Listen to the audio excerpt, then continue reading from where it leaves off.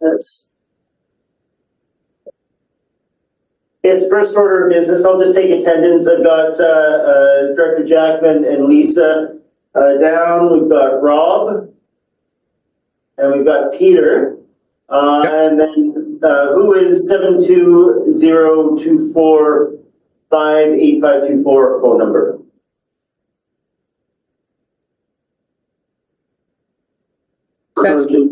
That's Melissa Eisen. Pardon me? That's Melissa. Oh, that's Melissa. Okay.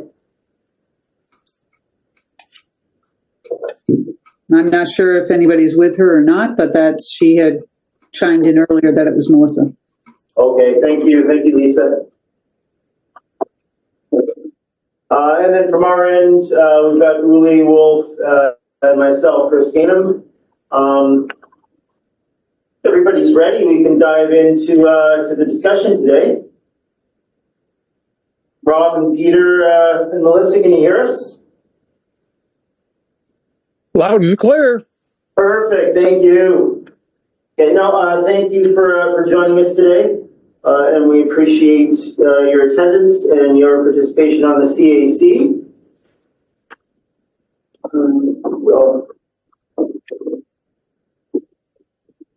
Just go through the agenda here. And I'll start sharing. I've got just a short PowerPoint presentation that just kind of summarizes some of the main discussion points. So let's bring that on.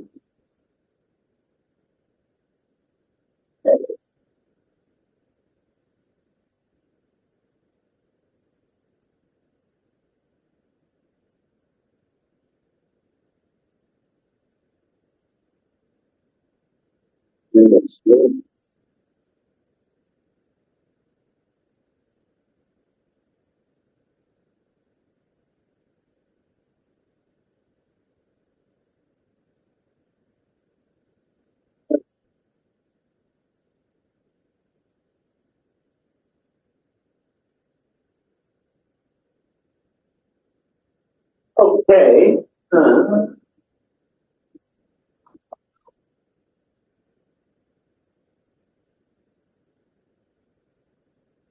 So yeah, just to delve into the content here,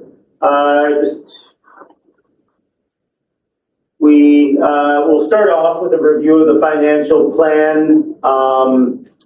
We will present the latest service statement that we have for the Sanca Water Utility. So that's the November service statement. And then we've got a draft budget to put in front of you as well. After that, I'll speak to some kind of a long-standing issue and some movement on it, which is the push for the removal of the two north parcels from the Sanca Water Service area, and then just really quickly speak to the service establishment bylaw modernization, which sets the parcel tax limits and allowance. And then just a quick operations and maintenance update, and then of course an open discussion. Feel free to interrupt me if you've got a question or a clarification, or if you want some more information on something. Let's get. So a bit different sequence than we set out, but that's totally. Yeah, the operations and maintenance update, I can give that right now.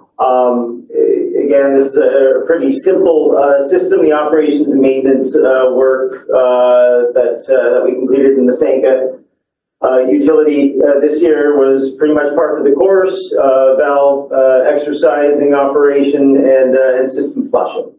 So that was about it.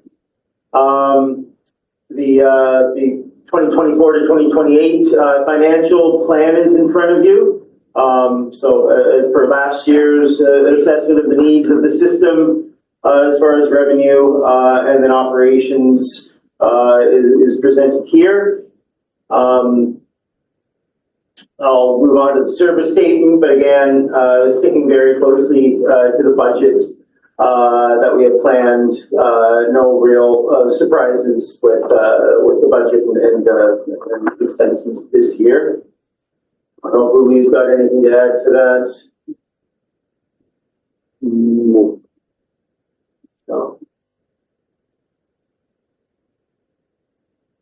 Yeah, so the November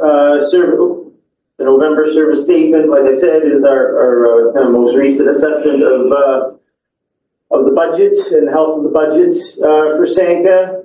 Again, on par, on course with what we expect for expenses for this system. You will notice that there's some budget utilization that's quite a bit lower than what you might expect at the 11th month of the year, but a lot of the expenses don't hit the books until we've done journal entries and put them in. So we expect to generally be on target for all of these operating expenses for the Sanca system.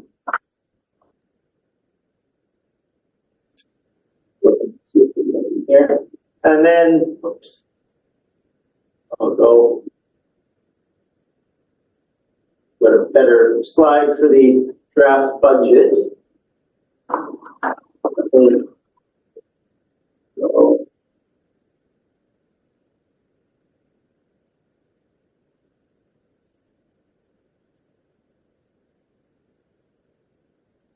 Oh, yeah.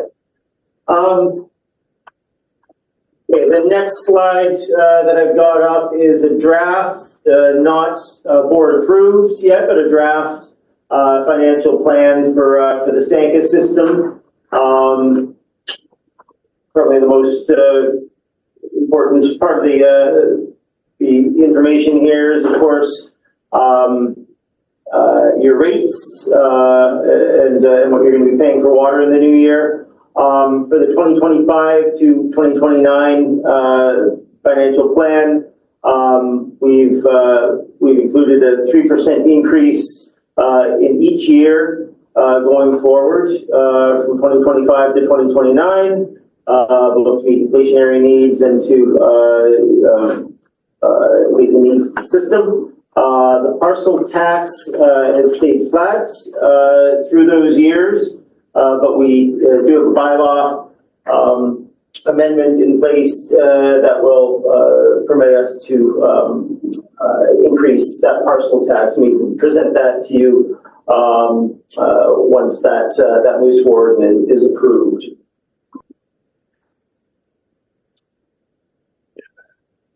This is Peter. I missed something. Explain to me the parcel tax? The change? The parcel tax is, your funding of your water system involves both the rates that you pay, so your rate, your water rate. That money is generally directed towards the operation and maintenance costs of the system.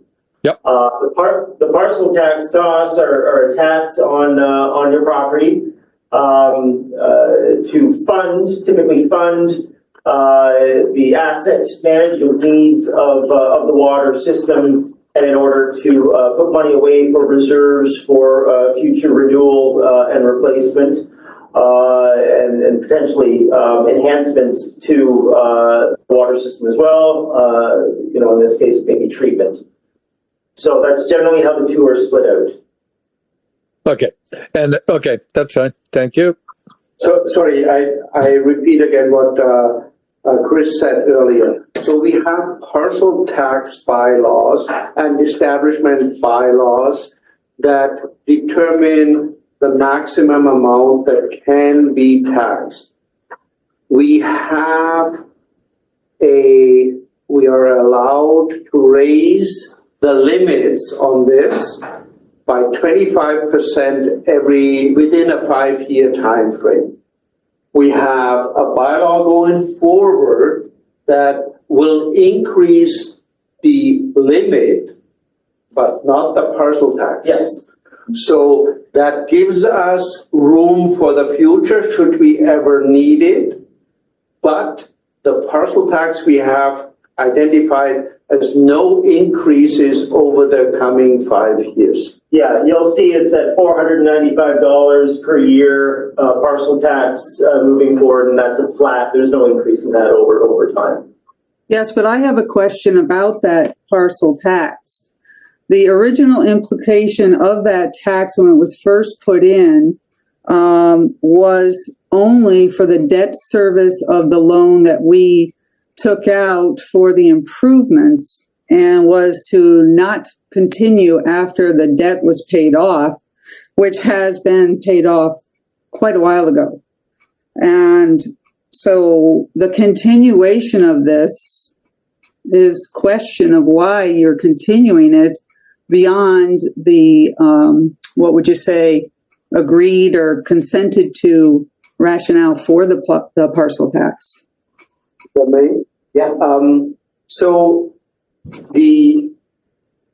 your system has system assets, which largely for you is your intake and your water lines throughout the system, some valves, Right. and curb stops. Right. They need to be replaced from time to time. Yes. And need to be financed. That's what the intent is of the reserves that are built through the parcel tax portion. But like the creation of the parcel tax was as written and approved only for the debt maintenance on that loan. So if we're going forward, continuing on with that, I have another question about this reserve fund too, anyway, going forward, then I believe the whole thing should be rewritten because should be a fluxion of time. It's done, it's over. Okay, so I wasn't quite finished. If you now go a few years back, when your water system required the intake replacement, Mm-hmm.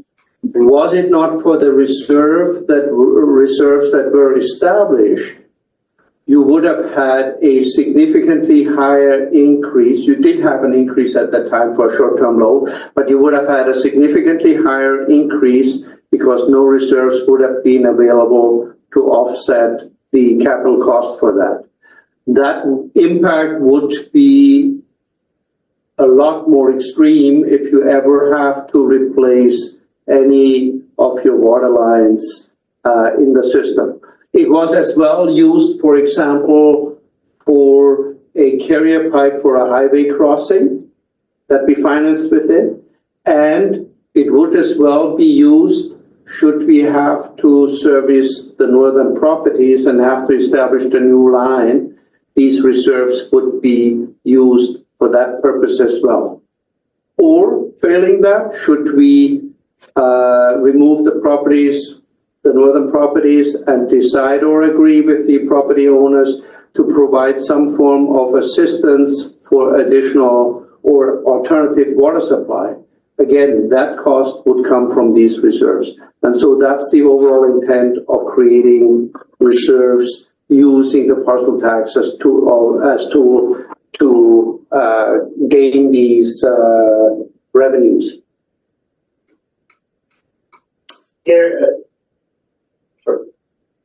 Director Jackson's had his hand up for a while. Sorry. I have something to add. Yeah, so first, Lisa, I always enjoy seeing the old documentation, like the initial establishment bylaw, and I can't recall when I would have read this one, but yeah, you're absolutely right. Parcel taxes are put in for the purpose of the physical works, the built works, but they're not a one-time thing. They need to be maintained over time, and that's what Uli referred to as some kind of reserve to replace or do whatever has to be done, replace, relocate, whatever. If you look at more broadly all of the regional district water services, there's been an effort over time to shift the balance of costs between parcel tax to maintain the infrastructure, replacement of the infrastructure, and the user fee, as Chris said a couple minutes ago, to fund the ongoing annual operating costs. And so a lot of our systems are upside down. The parcel tax is very low. The user fees are very high, and they don't reflect those respective balances. When you say the parcel tax was put in place and to be like removed after the first time infrastructure was put in place, doesn't make a lot of sense if that's exactly how it was worded, because then that would say the infrastructure is good forever, I guess, or the user fee somehow would pay for future facility or infrastructure upgrades as opposed to a parcel tax. So the direction we're going is not to change the total amount collected, it's to put it in the right basket. This amount of money collected for the facilities, this amount of money for the operation. If you look at it from someone, you and Johnny live there year round, you're in a way better off to have a higher parcel tax, because if somebody uses the water or not, that it changes up and down over the years how much water is used, the stress in the system. You don't have treatment yet, but if you had water treatment, the volume used of water impacts the operational cost. The parcel tax being the fixed cost, that water is available for everybody, whether they're there or not, whether it's a vacant lot, whatever. It's part of the value of their lot, the fact that infrastructure is in place. And that's why we've made it part of the taxation on the value of that lot. It's part of the value of your lot.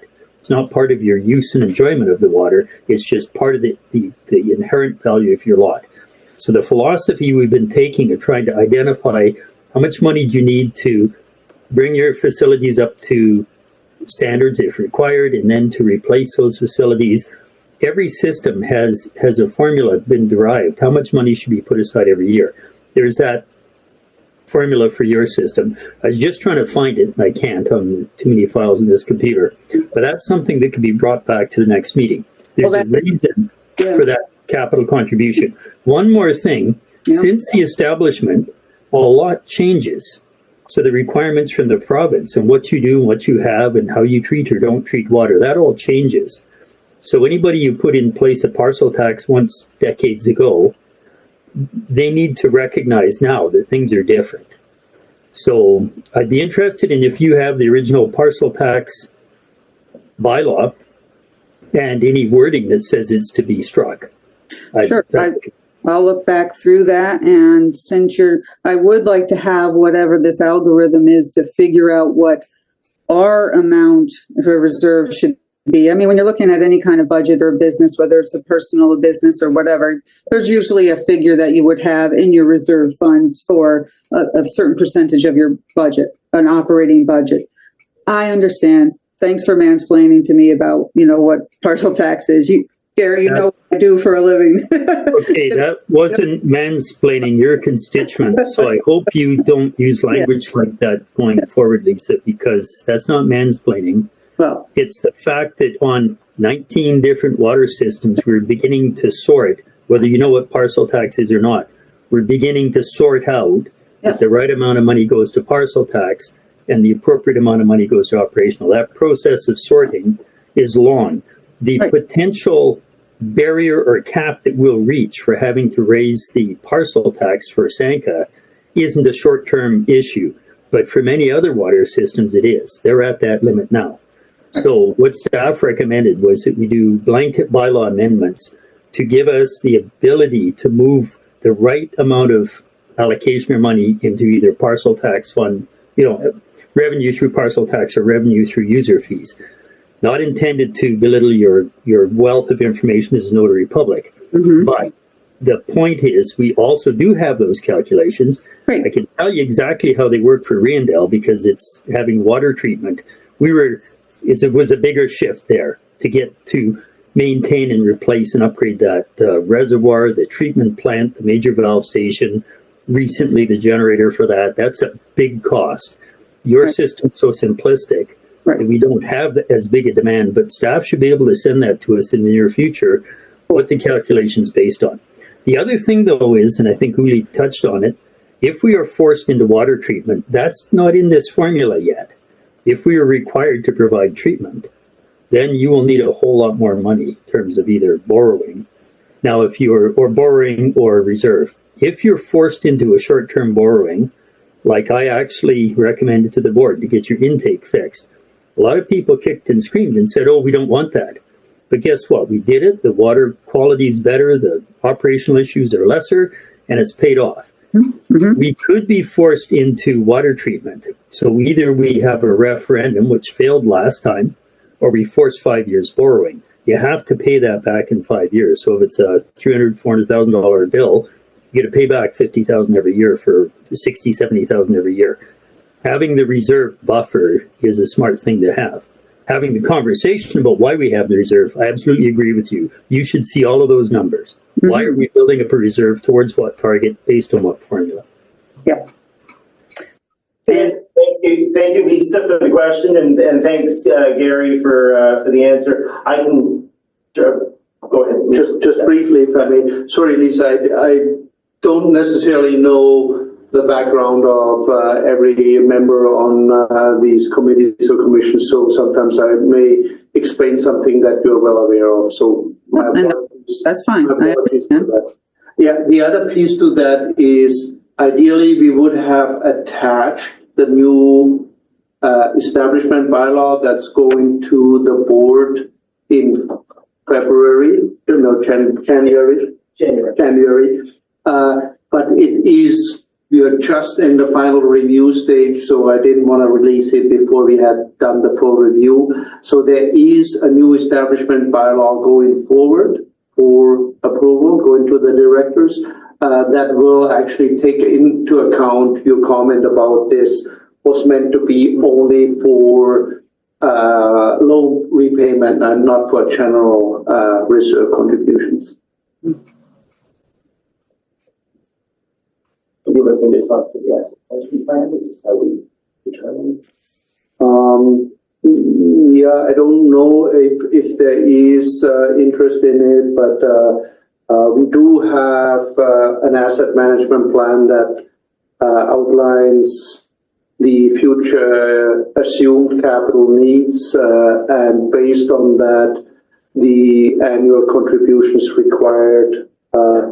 Normally we have it on the bottom of the budget. I don't think we have it I here. don't think we have it there, but yeah, I mean, essentially, we leverage that asset management plan. We've got an asset register, which is a list of all the infrastructure that the system contains, and then estimated service lives of, you know, all the different pipes in the system, typically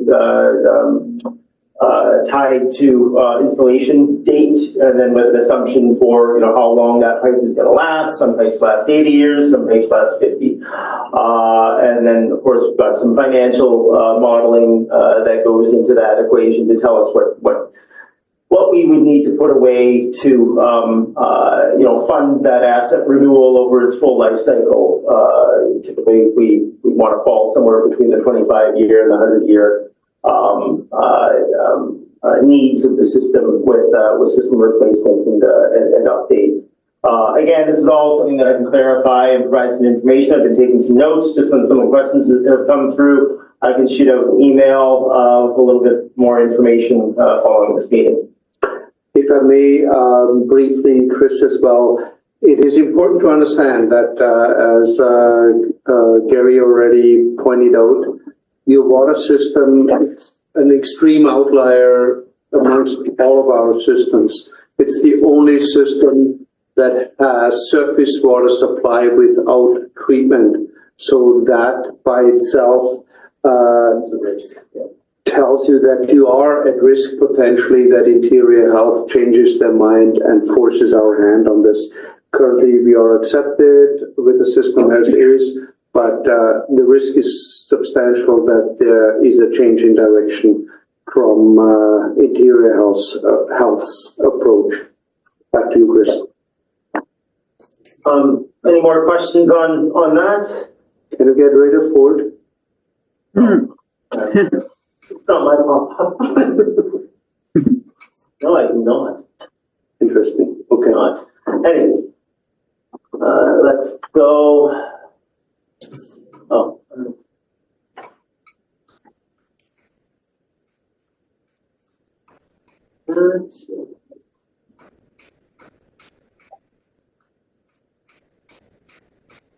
Sure. The next one of business is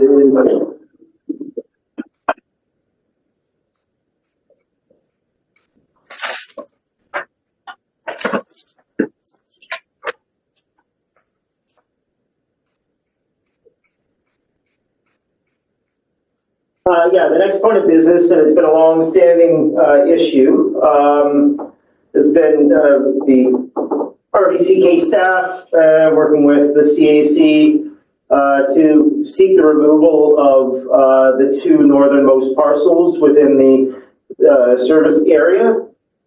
Just a little bit of history on those parcels, owned by one owner. The reason for wanting to remove those parcels is primarily risk-driven. The water line that services those two parcels is laid through private land with no easement, but it's also crossed by sewage pressure lines from a private septic system. There's inadequate separation between those septic lines and the water line. At time of construction, back in the day, modern standards were not followed, so to speak, for that. So I guess my understanding is that this has been an ongoing issue, trying to remove these, seeking to work with the owner for the last few years. Recently, staff brought a report to the board requesting or providing information, I guess, on a path forward. Staff consulted with our ministry counterparts and provided some, and they provided some guidance to us on how to move this forward, so to speak. I see Lisa with her hand up. Lisa. Oh, I'll hold it until I ask you a question about this. This was about the reserve fund. Oh, sure, yeah. Yeah. So the guidance that we got from our ministry partners were that yeah, you can move forward without a petition from the water users and from the owner to remove these parcels. However, the inspector of municipalities will have to review that petition and all the correspondence that's occurred over the history of this issue and make a determination on their end whether or not a service establishment amendment, removing those parcels, can take place. So that is what staff are working on now. The board gave the bylaw the required number of readings, and now staff are putting together that information package for the inspector of municipalities with a business case, so to speak, for removing those parcels. The indication that we get from our ministry partners is that there's a good likelihood that this will be approved. I think Uli alluded to the fact that we have reserves in place for infrastructure replacement.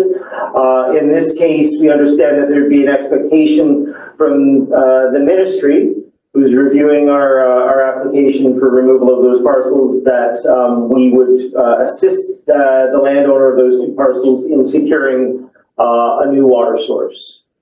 So, it's good that we have reserves there.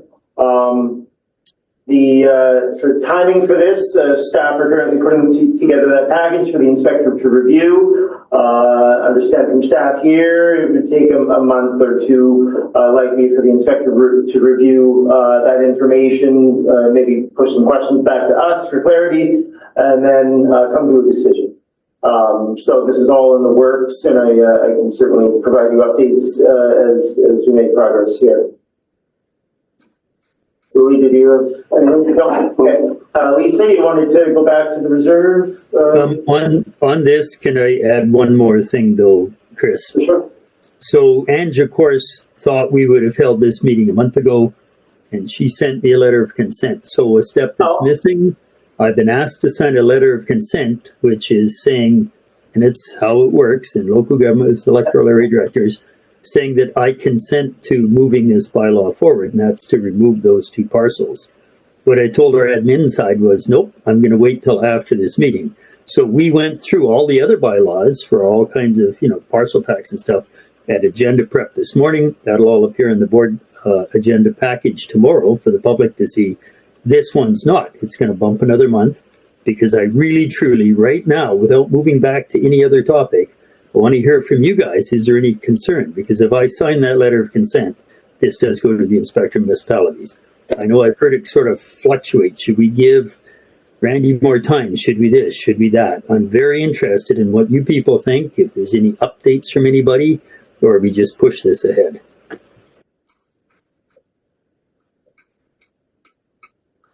I've had no communication with Randy at all, so kind of hard to make a judgment on that one. He's not responding to you, right?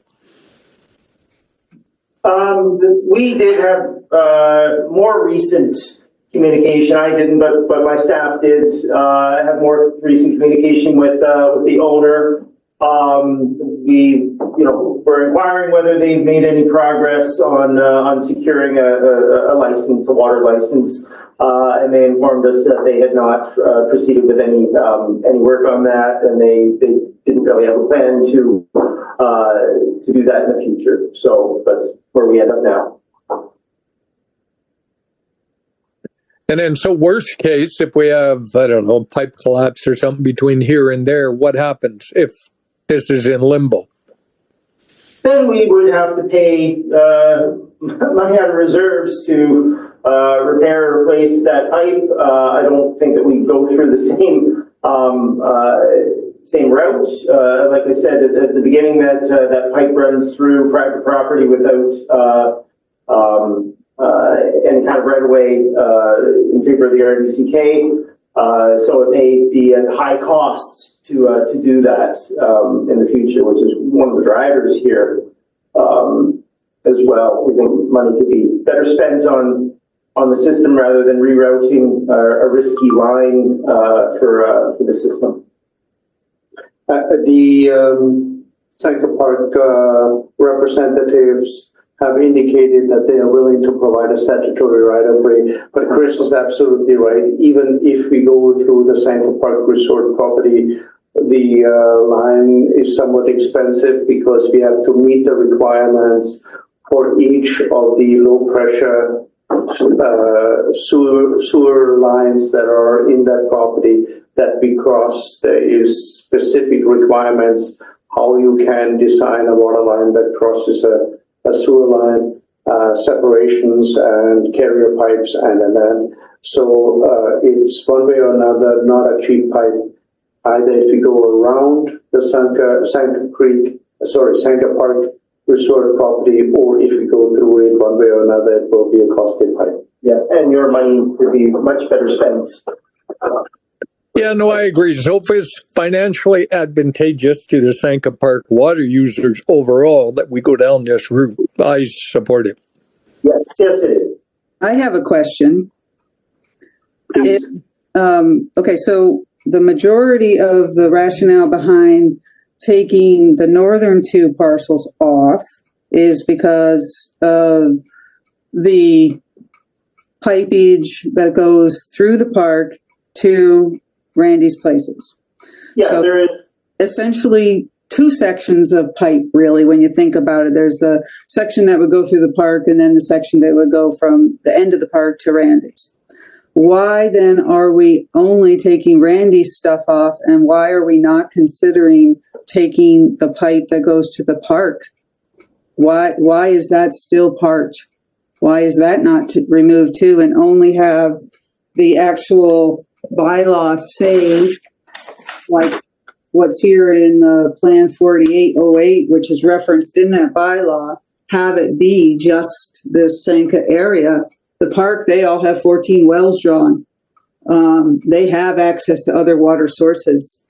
The front counter BC won't offer, they're already 5 years behind on water licenses. So, yeah, absolutely. So the reason for that is, and it's anchored in our utilities bylaw that way, if we only supply Sanca Park Resort, our pipe ends at the southern property line of Sanca Park Resort. All the pipe distributing within Sanca Park would be done or would have to be done and is considered a private line.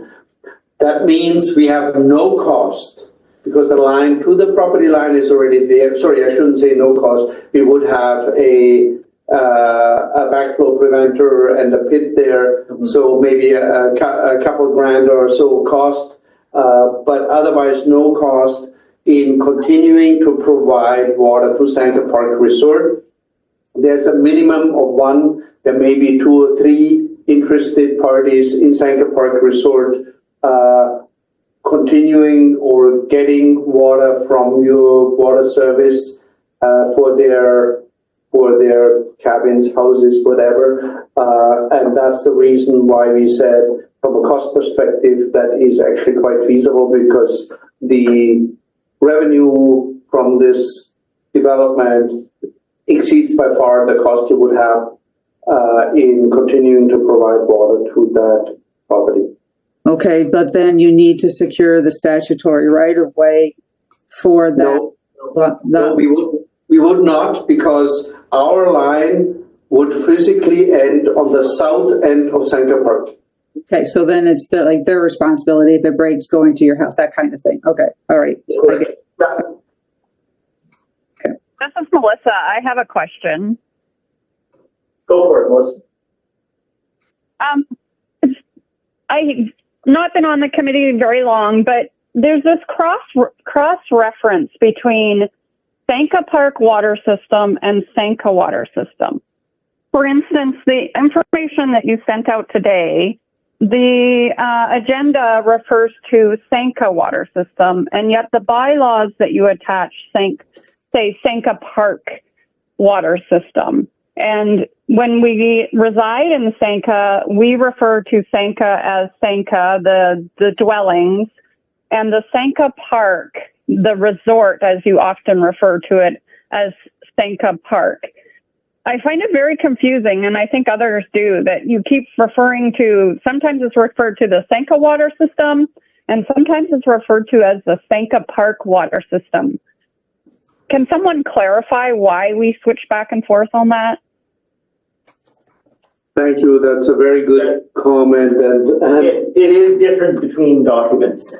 yeah, So- we should truly Standardize. go by the Same word. establishment bylaw name. Yes, so we will go back and try to come up with a more consistent naming convention for Yeah, this. so I do think the correct bylaw name is Sanca Park Water Supply and Distribution System.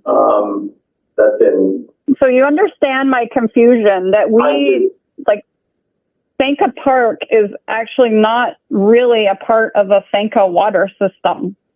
And yet we are calling it the Sanca Park water system.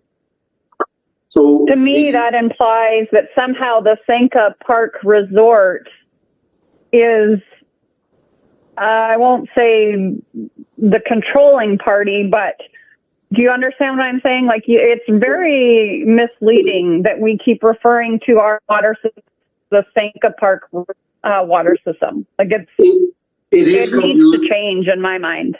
Yeah, it is confusing, I agree. Please note that the establishment bylaw for this water system by far is older than the Sanca Park Resort as a resort in this form. It used to be a camp, I understand, at the time when this water system was established. So that it may have historic reasons, but I agree we will make an attempt to be more consistent in the naming conventions when we talk about the one or the other. Thank you.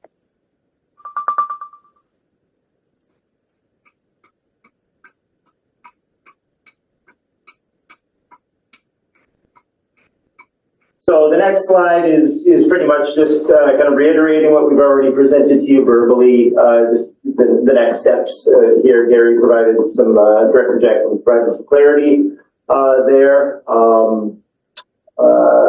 regarding requirements from the province and next steps. So again, something that I can circle back to the CAC and provide an update when one is available.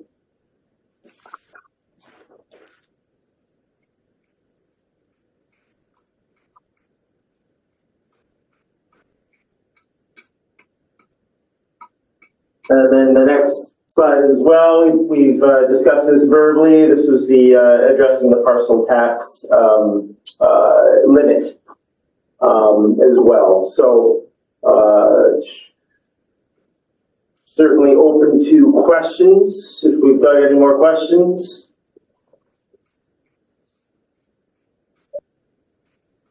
I've got a number of action items on my end for providing some information out the next day or so. I have one more comment in regards to the budget. So there's a couple of line items that are still likely will have some minor changes. There is a likelihood that the salaries line items will go very minor down. And there's a likelihood that the environmental services fee line, account 59,550 is going somewhat up. That budget hasn't been done. The overall administrative cost budget, so the actual cost for this is still outstanding. It will not change the service charge rate. Anything, any increases or decreases in the budget will be adjusted by adjusting the reserve contribution accordingly to balance it to zero. So this is Peter. I've got a question, and it's kind of goes back to the comments that were made a bit earlier about water treatment, that the risk is very high. We're going to be forced down that path. That's just something I think we all know. Is there anything we can be doing, whether it's point of entry systems, this and that would be accepted to basically stop going down the path of an overall water treatment system, which I know I don't want that. I'm pretty sure most people do not want down here. I don't know that there's anything you can do in the interim.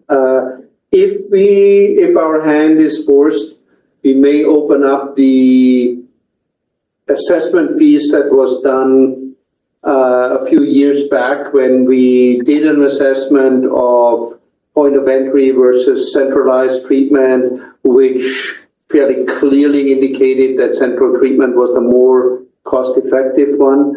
But we would probably warm that evaluation up again with more newer numbers. It would require as well a discussion with Interior Health that is, let's put it that way, extremely hesitant to approve any kind of point of entry treatment systems. But I don't think there's anything you can do meanwhile other than your personal precautions at home. When you use the water for particularly potable uses, take the right precautions, either have a system, a point of entry system in your home, boil the water or whatever else recommended on our website as well, recommended options you have to keep yourself safe. When I say point of entry treatments, there's many systems out there that are uncertified, meaning wouldn't meet the Interior Health requirements, but may do the job at a fraction of the cost of certified units. I certainly can't totally generalize that, but that is an option that you have available that provides some additional protection. Oh, no, I understand I could do it for the protection. Absolutely. It's just, if we all went and did it, I mean, lots have already. So we have 100% of the people did a, point of entry system. Would that just make this overall water treatment discussion go away? Or is it does not change the decision points at all? It doesn't. I know of no examples where Interior Health would consider, individual point of entry treatment systems to be acceptable to them. They want to deal with a centralized treatment system, not 60 different or 50 different treatment systems. from a building code, plumbing code perspective, point of entry systems can get you, compliant with plumbing code, building code requirements for, requirement for servicing the potable water, but that's it. They have provincially, I think, in total approved 2 systems. One of them being Johnson's Landing at the time, after they had their horrendous landslide there. But we have heard that that was a real exception and they would likely not do again. Again, for interior health, your Canadian Tire type system is not what they accept as treatment. And anything that doesn't have all the multiple and expensive certification stamps on it will not be recognized as treatment at all. So we are dealing with that in other form, in other water systems, where we have, in our opinion, suitable filtration systems, for example, but because they do not meet 100% what interior health requires, they don't consider them at all. So that's this somewhat black and white consideration that we have continued discussions with interior health about to accept some gray areas in regards to treatment, but so far we haven't made a whole lot of progress on that. But like I said, we will continue to work with them because we feel for small systems like yours, these gray areas are very important for economic solutions to provide some safety to these systems. Lisa, you have a question? Yes, is it safe to say then, since I think you've mentioned it earlier before, obviously we're a surface gravity fed system that ultimately all water, gray water and whatever ends up in the lake. So this system would then have to be in some way a contained system. So it would essentially be a total rebuild perhaps with some kind of an end point, because treated water can't go back into the lake. So that would be pretty expensive. When you say water going into the lake, you mean through your septic system, or? No, all water in our system, ultimately we all have, there is no, return or water treatment center for wastewater and whatnot for us. So any water that would come into our house and go out our drain ultimately leaches through to the lake. So somehow we'd have to have everything, a whole system to capture it all. So if you're on septic and we chlorinate, in a future system we chlorinate, filter and chlorinate. That chlorination, that the byproduct, is not a worry after it's gone through a septic system. Chlorine rapidly degrades in air and in soil. It's gone almost right away. By the time it makes it out to the lake, it is free of any byproducts like that. The only time chlorine is in any form needs to be considered at time of disposal is if you, let's say, have a reservoir, you flush your reservoir, and you have a creek really close by that the water directly can enter the creek. That's the only time. Otherwise, we have no limitations of use and disposal of chlorinated water, if that's what you're referring to. Yeah, okay. Yeah. I'm just seeing the engineering of our system and what could potentially be and what environmental requirements and such might be too. Like you said, everything has to have a certification and stamp on it. So I'm just looking at the down the line, literally line. Again, any treated water that goes through a septic system is coming out with a level of treatment where it can typically be discharged to the environment through that septic system. And your system actually had, now Gary, you refresh my memory, had either conceptual or full-blown design done for a central treatment system. Yeah, we had some concepts for a central system, definitely, and some pricing. because we actually took it to referendum, right? I had two budget questions if there weren't any others. Lisa was wondering about reserve. Did you have another question on that, Lisa? I guess I was looking for like an interest tally on that, and I see it's at the very bottom. I thought, I mean, hundreds of thousands of dollars shouldn't be just sitting in our operating account. It should be in some kind of a trust account gaining interest. So that was my one concern about that. And I asked, what's the figure? But you're going to give us that with the algorithm to figure out how much. Yeah, sorry, in your financial statement that's attached in the agenda, you have under the bracket 2023 final, a line item investment income and interest for 2,460, and that's exactly the interest that reserve earned in 2023. Yeah. It's a very good point, and we've brought this up because we have multi-millions in reserves. Some of them are statutory reserve, like for long-term landfill closure. And we've asked, where can we earn more money and what risk are we allowed to take as a local government? Because we're not allowed to put your investment in a reserve into, say, the stock market, where we could have a negative return all of a sudden. As it happens, our chief administrative officer is also the head. He's the chair of our entire municipal insurance, MFA. I'm mixing them. But the MFA, we have had inquiries, and there have been some changes where we're able to make a little bit higher return on some of our reserves. Uli, I don't know if you know offhand, but I think we have some different tiers. It'd be Yev Malov now, he has some different tiers of investment of these reserve funds, I think, to get another % or two. Do you know offhand? Offhand, what the interest rate was?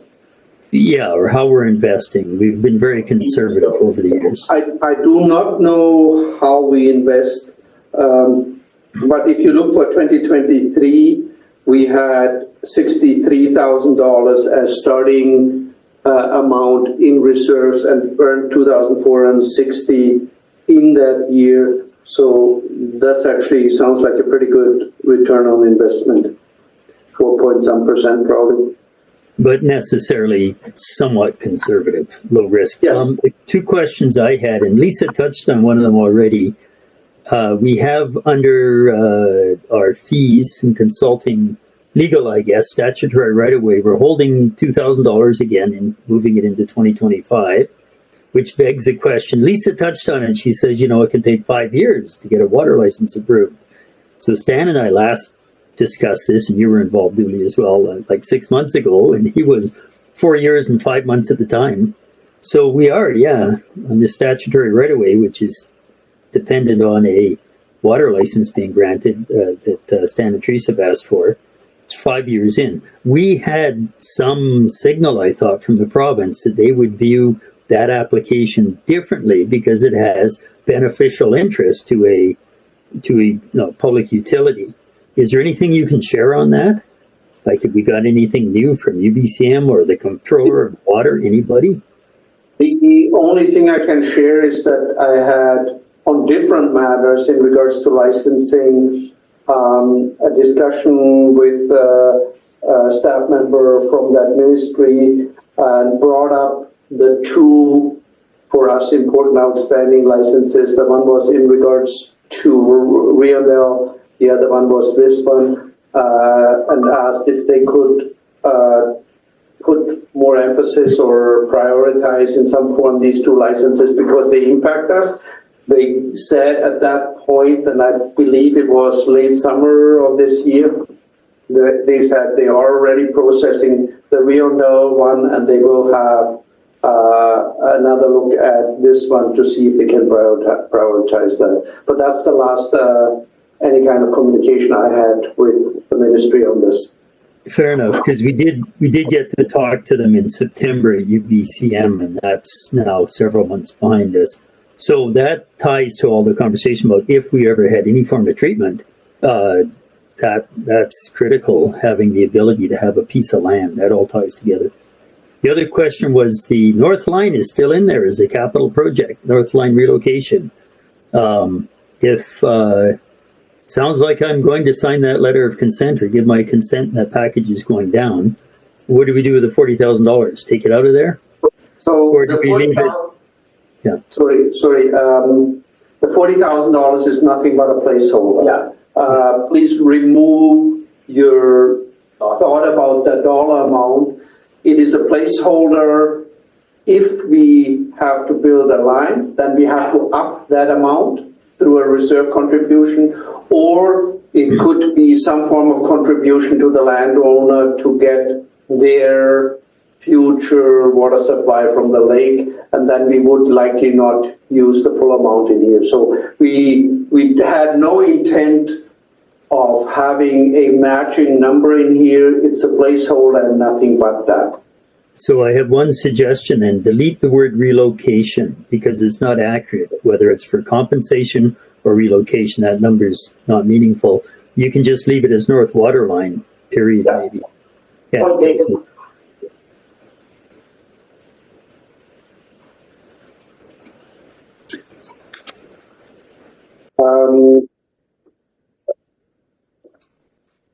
Actually, that's not as simple as that. Oh, because it's got a cap code. It has a cap code with a name, so if you change the name, have to notify finance and they have to change that. I can put a note in there. Yeah. On the budget item. Yeah, for budget purposes. And yeah. Thanks. Okay.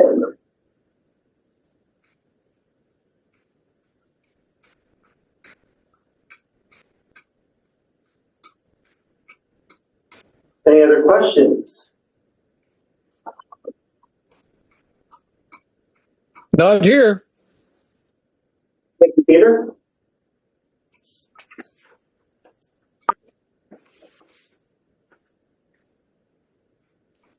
We'll give everybody another minute to peruse and see if they've got any questions, and then maybe we'll move on to adjourning the meeting.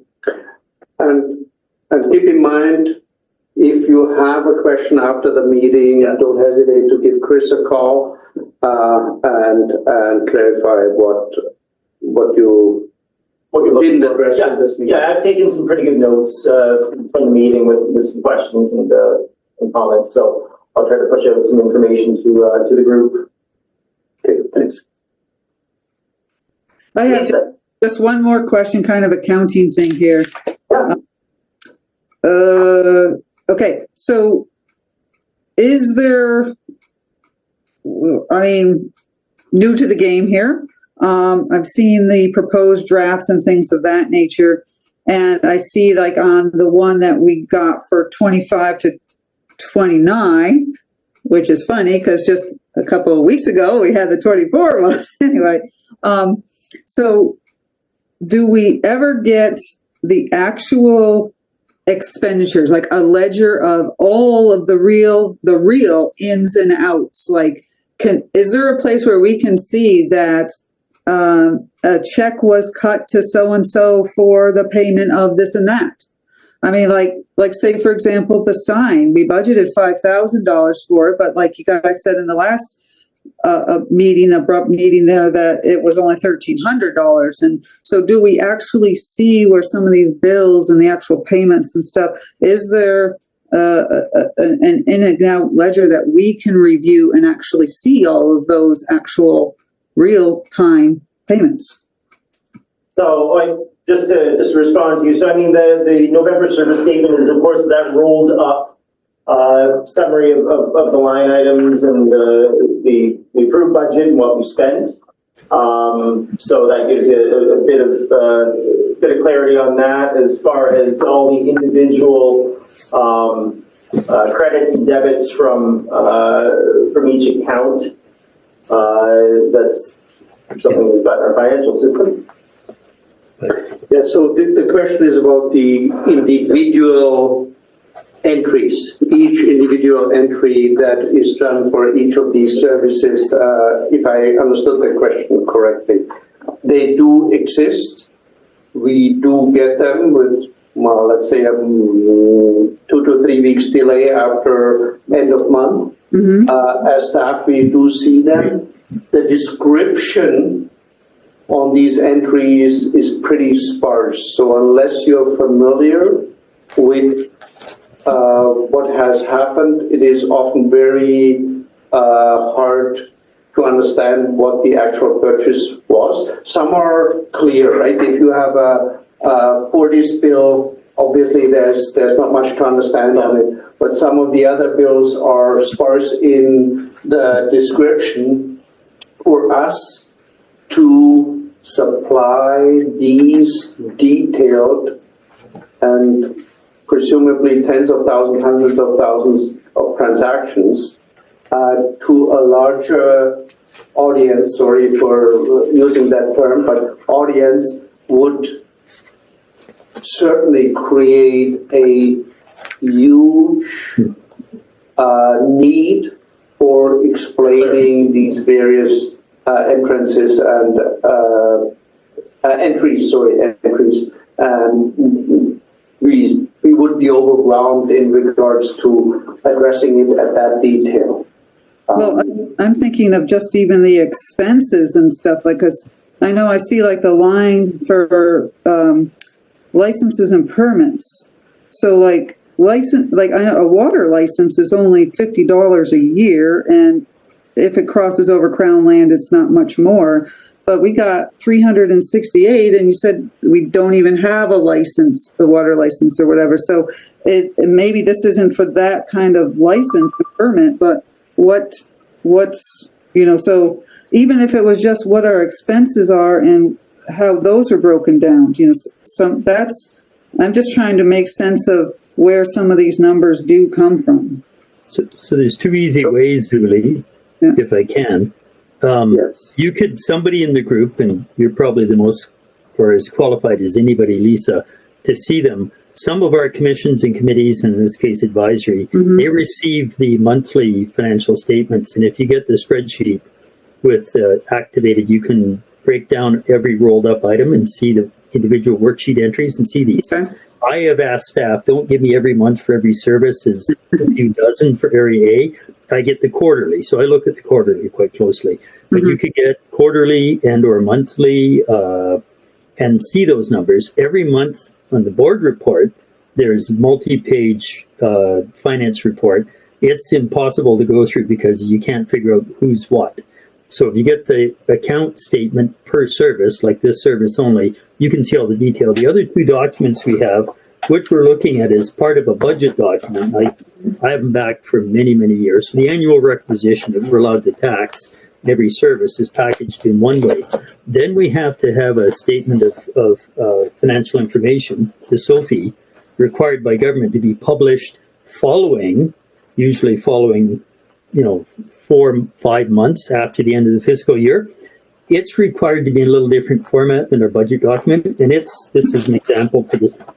This is what we said we thought we'd spend, and this is what we actually spent in this particular year. And it's got a lot of detail as well. But again, you can't see every transaction. You can see every category.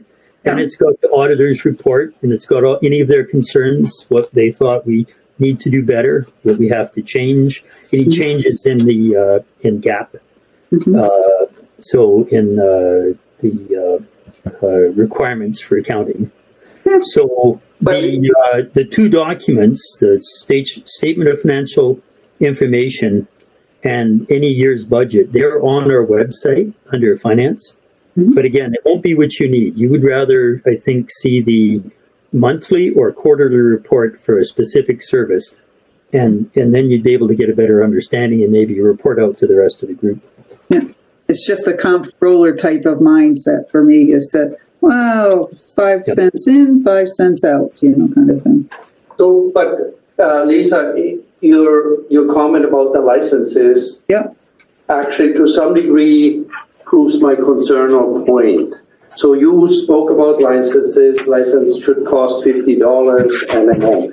So $4. If you look at the financial plan list for that line item, you have cost $312, $235, $215, And then budget of 358, you're right, that is higher than the average. Current cost, $64. So the $50 that you may be referring to may be a residential license for 500 gallons or whatever. Right. The licenses that we have is for a larger volume, have a different dollar amount. Okay. That's this. fine. Yep. So, and we likely don't have the year-end cost on this either yet. Mm-hmm. But that's my point.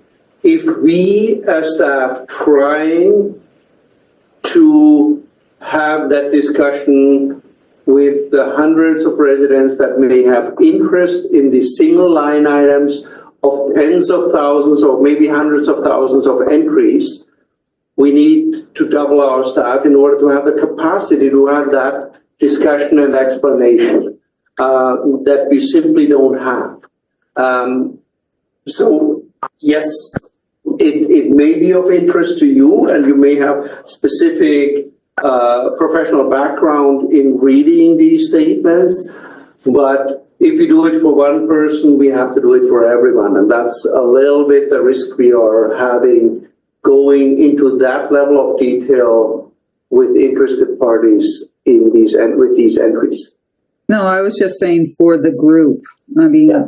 and we are only 32 users, so it's not hundreds of thousands of people. So Alone on the utilities side, we have several thousand. I know, but I'm only talking about us. Yeah. If I do it for Sanca, I have to do it for Ericsson's and Balfour, which has 700 and 300 properties connected, right? So like I said, that's Gary's area to address, but quite frankly, the ability to manage that information flow to that detail is very limited on our side. The more we do of that, the more administrative staff we will have to, and that line item that you see under environmental services would go up. Just to Lisa's, this is Melissa, to Lisa's point, is that in this day and age of accountability, I think that she's just asking for, as a committee, you're asking us to contribute to this water thing, you know, when we get these brief line descriptions, and you've been very clear in you know, when we have a question, but I don't think it's unreasonable to ask for more detail when you're asking us to build these large reserves that you as a public service hold accountability and be able to explain yourself. That's just my opinion. Thank you. So Uli, Matt gives, different people, just like I get, the quarterly reports. Couldn't you ask finance, Matt, or somebody to add, pick one person like Lisa to get the quarterly report? So, And in any service, you'd only designate one person to receive a quarterly report. Like Riendell Commission, they get the report all the time and they scrutinize it, but of course, it's a little more complex. and you know that Riendell Commission is the exception, has been established while they were still a commission of management, and in part, quite frankly, as they are now a CAC, personally, I do not understand why we do that level of detail.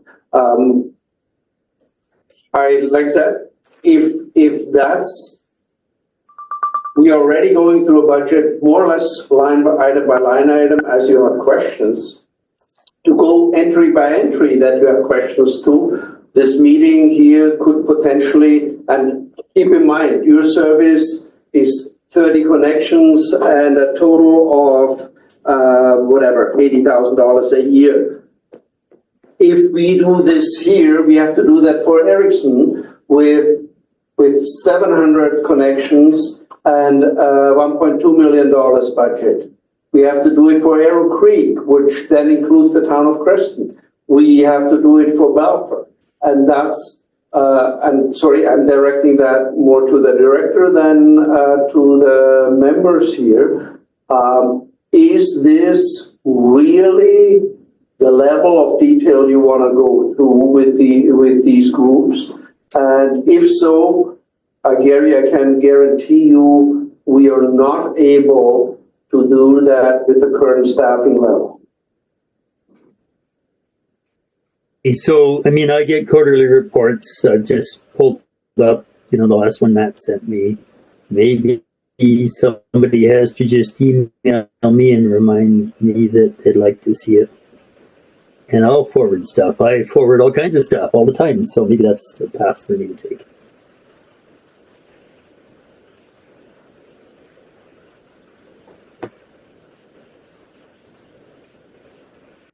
It's your prerogative, Director Trackman, to discuss that with finance and the level of information being provided. So I won't further comment on it, but it's a tricky business.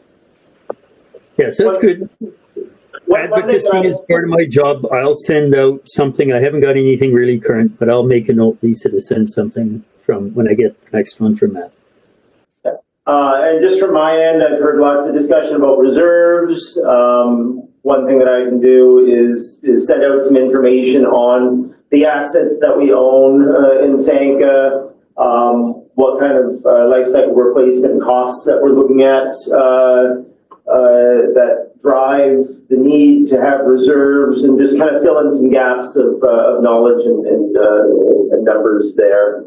As well. I will say, managing water systems, the overall goal to manage a water system is to have, an asset management plan that captures what you own, what stage of its life cycle it is, and what it's going to cost to replace, and to run that water system at the lowest cost over the life cycle of the infrastructure. That's kind of the overarching goal here, and that's the overarching goal that we have. So.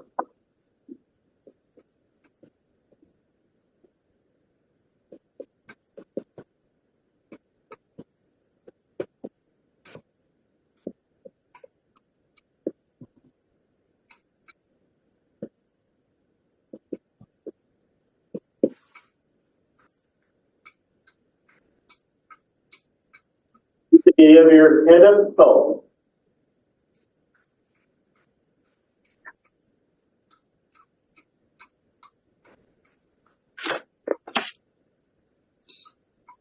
Any closing comments or questions? No. Okay.